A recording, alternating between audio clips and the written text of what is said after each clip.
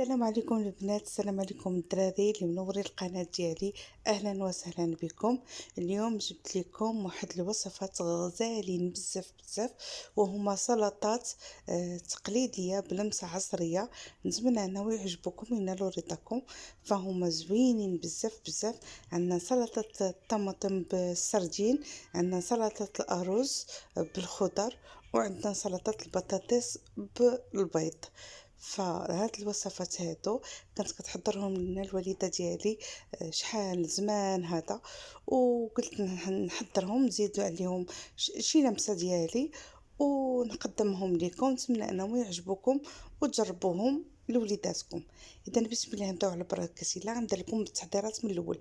فانا درت البيض هنايا كيتسلق.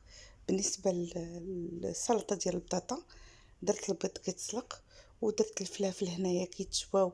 بالنسبه للسلطه ديال الرز، هذيك الفلفله اللي كتشوفوا فهي ماشي حاره، خرجت لي حلوه، فقلت نديرها حتى هي في السلطه لان اللون ديالها حميمر، تعطيني شويه ديال اللون في السلطه ديال الرز او سلطه الرز. هنايا درت الماء باش غادي نرمي البطاطا. شوفوا البطاطا قطعتها مربعات، والماء راه فيه شويه ديال الملحه، ونخليها تسلق ماشي طيب بزاف كاع، غير تبقى شاده راسها.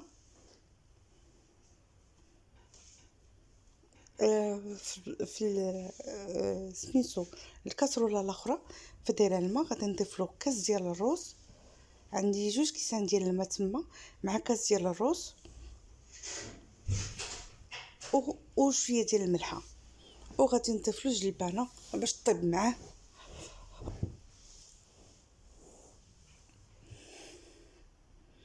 كيف كتشوفوا انا كنرمي دابا جلبانه.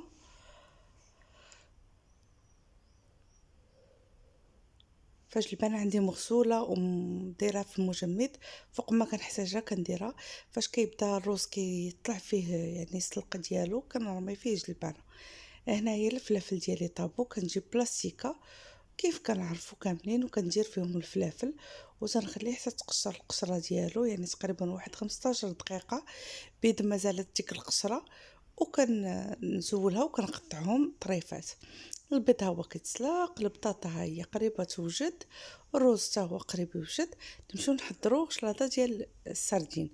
بالنسبه لشلاضه السردين عندي شويه ديال طوماط سوريز، عندي مطيشه مقطعه، عندي زيتون الالوان، يعني زيتون كحل وزيتون سميتو، البصله، سيبولات، الملح، الكمون والبزار، وطبعا بطل القصص السردين، شويه زيت زيتون. السردين صفيوه تماما من الزيت ديالو باش يجيكم لذيذ وباش يتلبس لكم بالمنه ديال زيت زيتون. فكنديروا مطيشه كيبقى حسب الرغبه القياس اللي بغيتو. درت مطيشه، درت البصله، درت التوابل اللي عندي، زيتون، مطيشه، سوريس، وغادي نخلط كلشي ونحطها في طبق تقديم، وغنزينها بسيبولات. ممكن ديروا غير المعدنوس اللي ما عندكمش. فانا غادي نقطع سيبولات عندي في الدار، كتجي زوينه وكتواسى مع الشلايض، وغادي نزين بالسردين وبالصحه والراحه. كتجي واحد السلطه منعشه صيفيه وخفيفه واقتصاديه. نتمنى انها تعجبكم وتنال رضاكم، وتجربوها لحبابكم ولوليداتكم في هذا الصيف هذا. ننتقلوا للسلطه الثانيه وهي سلطه الرز. فالرز عندي هنايا طاب وبرد تماما، خاصو حتى يبرد البنات. الا بغيتو يبرد لكم بسرعه خويو عليه الماء بارد وصفيوه. كيف كتشوفوا الرز ديالي طاب تماما، وحبه كتلقى حبه. كنجيب هنايا عندي الفلافل المشويه، عندي الذره، يعني الذره مصبره او الذره مصبره او المايس اللي عندك طبعا ديريها، والتوابل اللي غادي نديرو فهي شويه ديال الملحه، شويه ديال الابزار فقط، وغنديرو مايونيز، وغنديرو الطون. عندي الطون هنايا شفتو من الزيت.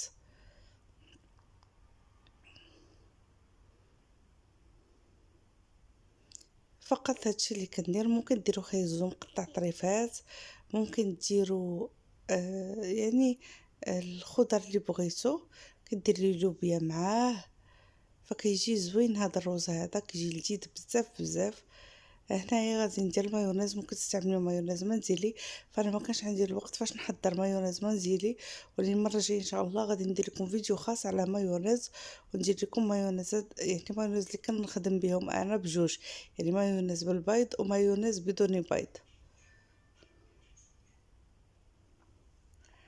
من بعد كنخلط كلشي المكونات، كيف قلت لكم رانا درت شويه ديال الملح وشويه البزار. من بعد كنديرها في المول او في اللي بغيت انا عندي اطار دائري غادي نديرهم فيه، غنحاول نضغط عليه، وغادي عندي هنايا خيزو محكوك، غادي نزين بخيزو محكوك وغنزين بالجبن.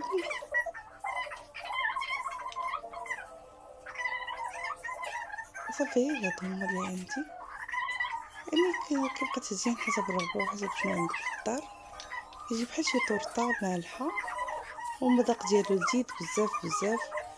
نتمنى ان الوصفه تعجبكم وتجربوها حبابكم. وغادي ندير شويه ديال الخس في الجوانب، وغادي المنظر راقي ان شاء الله. في الاخر غادي تشوفوا او شفتوا في الاول ديال الفيديو كيجي المنظر ديالها راقي وكتجي لذيذه بزاف بزاف. بالنسبه للسلطه الاخيره، فالبطاطا ديالنا تسلقات وبردات تماما، البيض حتى هو تسلق وبرد تماما، خصو يبرد ونقطعوه طريفات.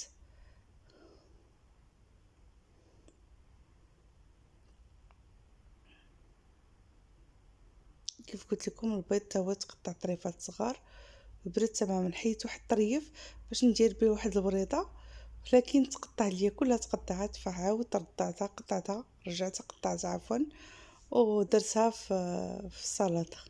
عندي في التوابل الملح الكمون والبزار، عندي البصله مشلضه طوليه، عندي شويه ديال زيت زيتون، وللتزيين كيف قلت لكم الجبن غادي نزينهم بالجبن، كنت غنزينهم بديك البيضه ولكن تقطعت ليا تهرست ليا فما استخدمتهاش.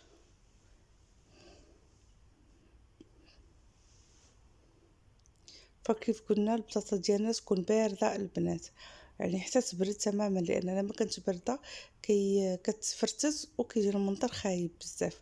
بالنسبه للتوابل كيف قلنا البزار الملح والابزار، عفوا البزار الملح والكمون. سمحوا لي راه عاد فايقه من النعاس كندخل ونخرج في الهضره سمحوا لي بزاف بزاف. هانتي ضروري خصني نحط الفيديو في الصباح باش يلا كيوصلكم نتوما في العشيه. عندي هنايا البصله كيف قلت لكم، كنعاود نكرر لكم التوابل والمكونات. عندي هنايا زيت زيتون. اذا غادي نبداو دابا نخلطو في السلطه ديالنا او الشلاضه ديالنا. غادي نبداو بالبطاطا،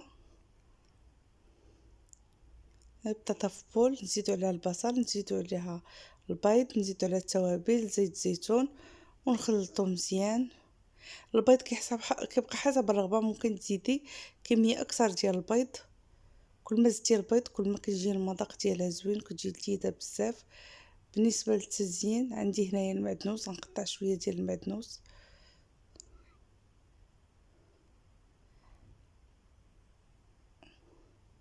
فهاديك البيضه غادي نضطر نضيفها لان كلها تقطعات. اذا هادو هما الوصفات اللي حضرت لكم اليوم. حضرت لكم سلطه ديال السردين، سلطه البطاطا، وسلطه ديال الرز. جاو روعه البنات، لذاذين بزاف بزاف، سلطه صيفيه غادي تنفعكم.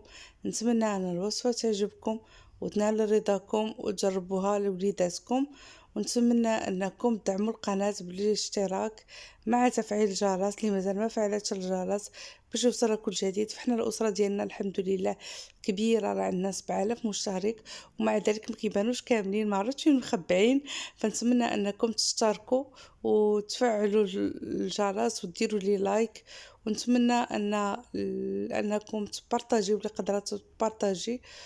والى اللقاء ان شاء الله، فيديو جديد، وصفه جديده، فكره جديده، ومع ألف سلامة. بالنسبة للأفكار اللي تنقولها لهم حصريا البنات، فراه انا تنقولها فعلا حصريا، لان تنقلب في اليوتيوب واش وصفه محطوطه قبل او لا، وملي تلقاها ما محطوطاش تنقول حصريا، لان انا اللي فكرت فيها وانا اللي درتها. نتمنى ان الوصفه تعجبكم وتجربوها، والى اللقاء ان شاء الله في فيديو جديد، مع الف سلامه.